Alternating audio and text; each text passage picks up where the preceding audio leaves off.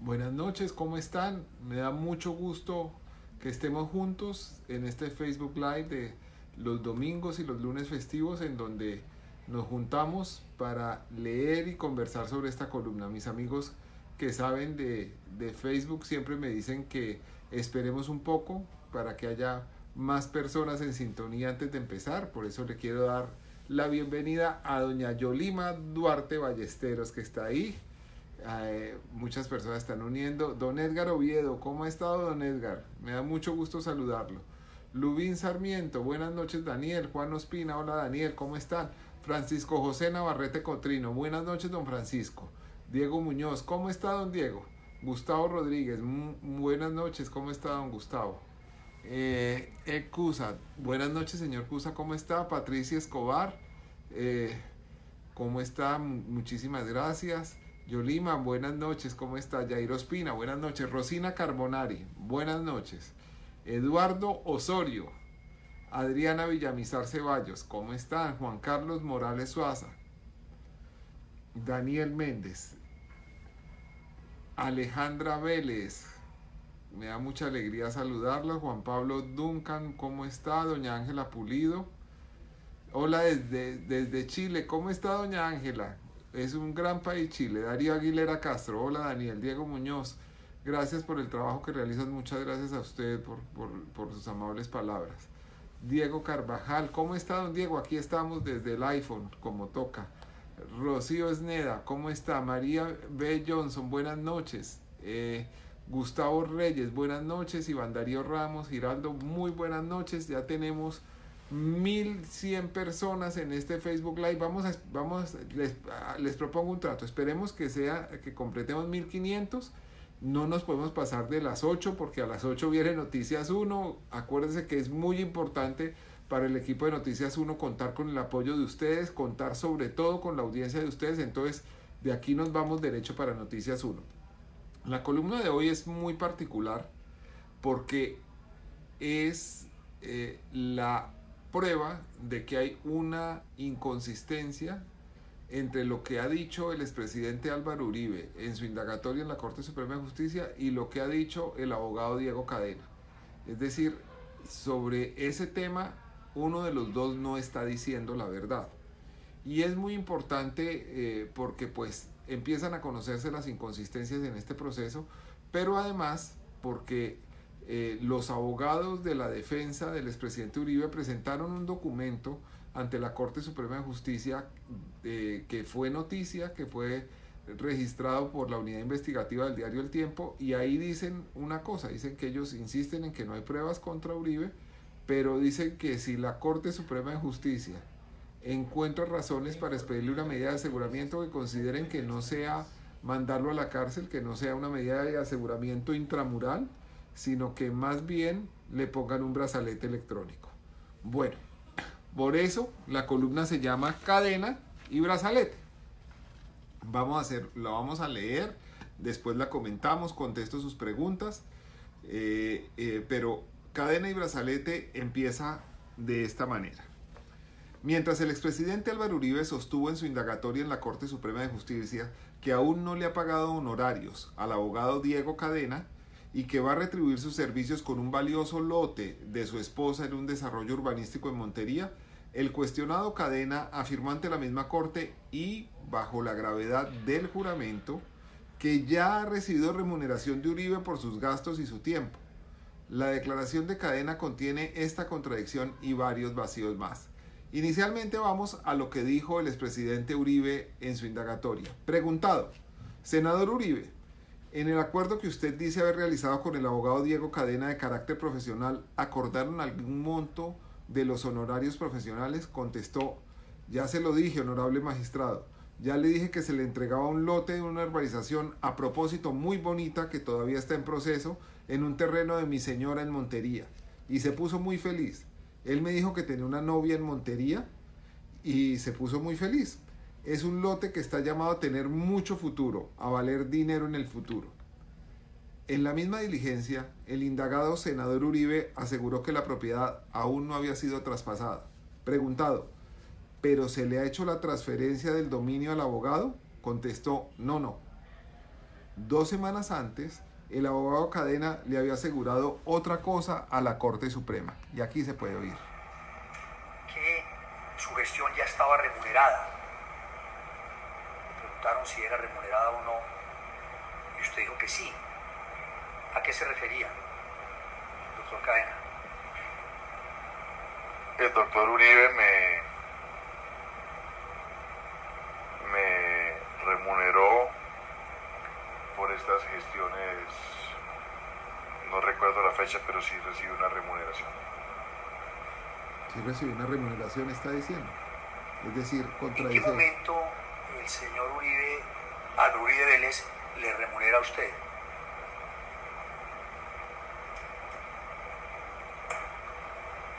Yo manifiesto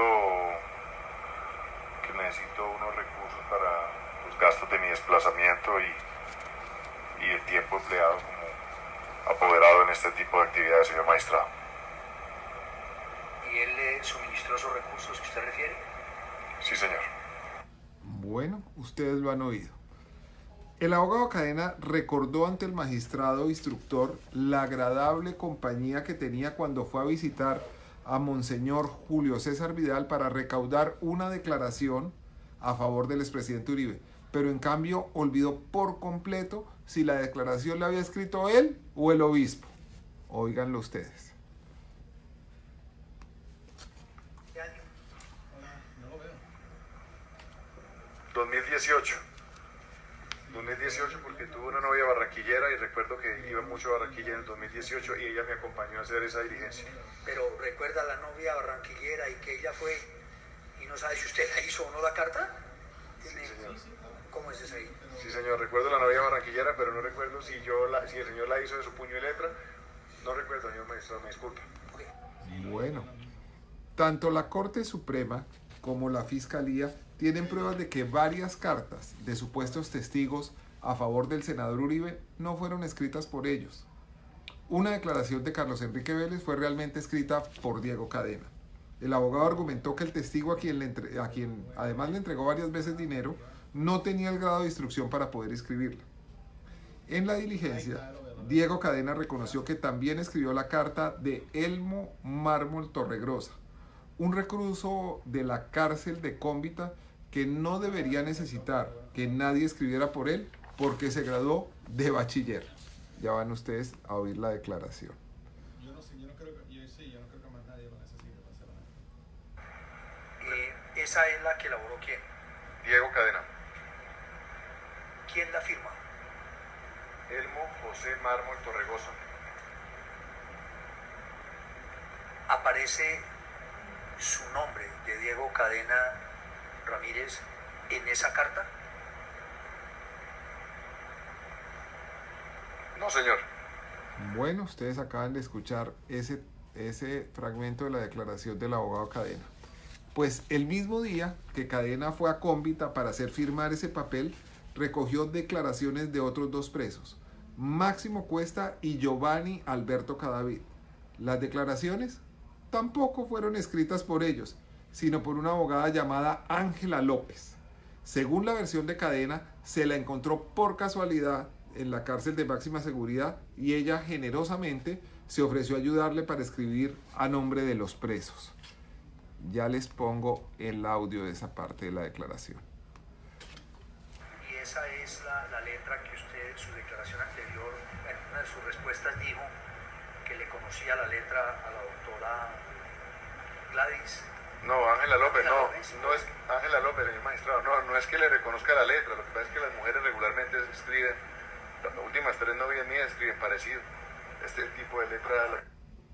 Es decir, él dice que la reconoció porque las últimas 3 novias del doctor Cadena escribían parecido. Bueno, la Fiscalía decidirá en los próximos días la suerte del abogado Diego Cadena. La Corte Suprema hará lo propio en el caso del senador Uribe. En un escrito enviado por la defensa de Uribe a la Corte y revelado por la Unidad Investigativa del Tiempo, los abogados insisten en negar la existencia de pruebas contra él. Sin embargo, añaden que si la justicia decide dictarle medida de aseguramiento al expresidente, no deberían mandarlo a la cárcel, sino que bastaría con ponerle un brazalete electrónico. pues esa es la columna. Muchas gracias. Voy a empezar a contestar algunas preguntas que ustedes han enviado. Giovanni Useche. Saludos nutelosos desde Cali. Muchas gracias, don Giovanni.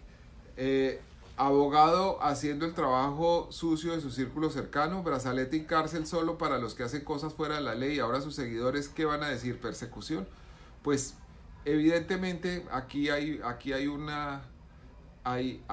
una contradicción entre lo que dijo el abogado y lo que dijo el senador Uribe, y es una contradicción que la Corte debe decidir a qué se orienta, por qué estaban interesados el uno o el otro en negar la verdadera circunstancia en la que se pagaron esos honorarios, cuándo se pagaron y para qué probablemente fueron usados, si se pagaron o si realmente solo está el traspaso pendiente de un lote en Montería. María Elisa Morales, muchas gracias. Mi pregunta es, de encontrar a Uribe culpable, cosa que espero suceda, pues las pruebas son contundentes, ¿cuál cree usted que sería su condena? Prohibición de seguir participando abiertamente en política, prohibición para salir del país, privación de la libertad, todas las anteriores. Bueno, hay uno de los delitos que es el soborno de testigos en actuación penal, que establece una pena entre 6 y 12 años de cárcel. Yo no sé si la Corte finalmente declarará o no culpable al senador Uribe, pero pues eso es lo que establece el Código Penal como pena para ese tipo de delito. Hugo Abril, después del Mindefensa, ¿quién sigue? No, pues, señor Abril, estamos hablando de otro tema. Le agradezco mucho su pregunta, pero pues creo que no viene al lugar en relación a lo que estamos comentando hoy.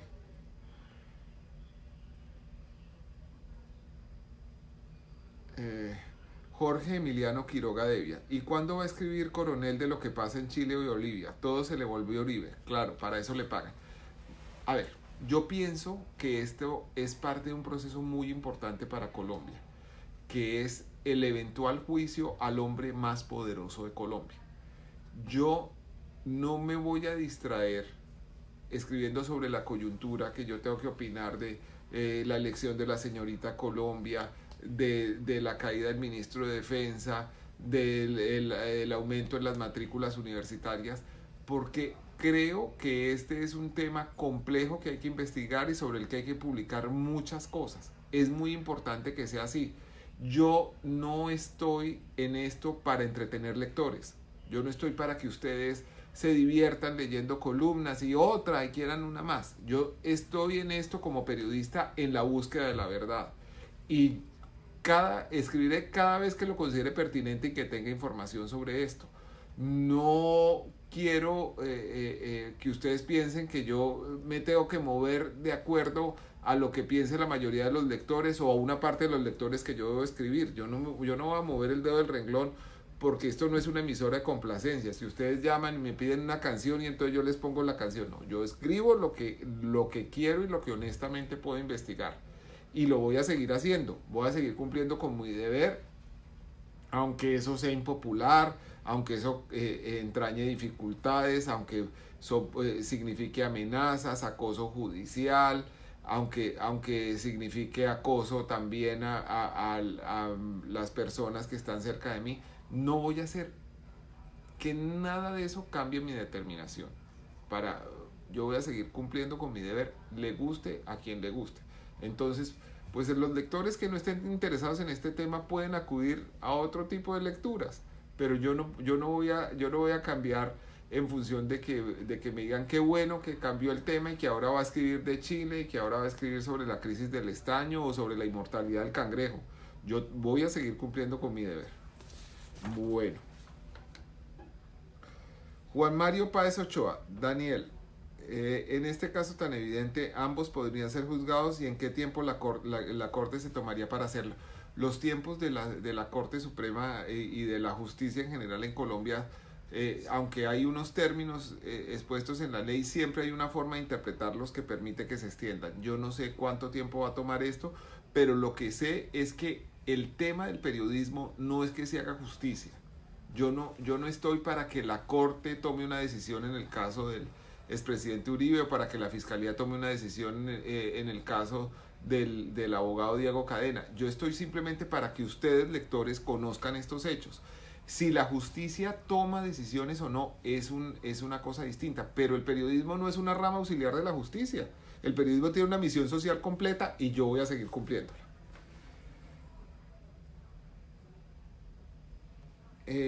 Daniel Alberto Cancino Ruiz. Daniel, Dios te bendiga, muchas gracias, don David. ¿La Corte Suprema de Justicia meterá preso a Uribe? No, yo lo ignoro totalmente. Yo no sé si esa va a ser la decisión que tome la Corte, pero como les digo, no estoy en ese negocio, sino estoy en el cumplimiento del deber de mostrarles a ustedes lo que está pasando. Eso es lo que tiene que hacer un periodista y esa es una labor completa. Esa no es una labor que esté supeditada a que los administradores de justicia decidan de una manera o de otra. Nosotros los periodistas tenemos que seguir trabajando independientemente de lo que pase. José Javier Acero Osorio, de darse las capturas, ¿de qué tiempo estaríamos hablando más o menos? Pues yo no lo tengo claro. Me imagino que van a terminar de surtir las pruebas, las que ha pedido la defensa del senador Uribe, las que ha pedido la parte civil en la Corte Suprema de Justicia, las que ha pedido el abogado Cadena en la Fiscalía y las que ha pedido la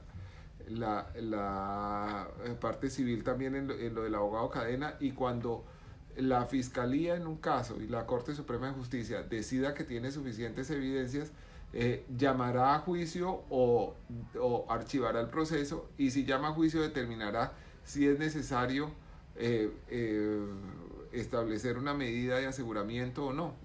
¿En qué consisten las medidas de aseguramiento? En limitaciones para salir del país, en detención domiciliaria, en detención intramural, o como lo sugiere la defensa del senador Uribe, la instalación de un grillete en el tobillo para dar cuenta de que no se escape. Daniel, en caso de estas contradicciones tan notables entre ambos discursos, ¿a quién le terminarán por creer? ¿A un abogado o a un expresidente? Pues la Corte tiene el deber de mirar a quién, de verificar los hechos y establecer quién dijo lo cierto, de acuerdo también con pruebas documentales. Yo me imagino que eso pasará en los próximos días. Mil gracias a todos ustedes, les doy un abrazo muy grato y cariñoso y los invito a ver Noticias 1, que empieza a las 8 de la noche. Vámonos a verlo ya y nos vemos el próximo domingo desde donde esté con una nueva columna. Mil gracias.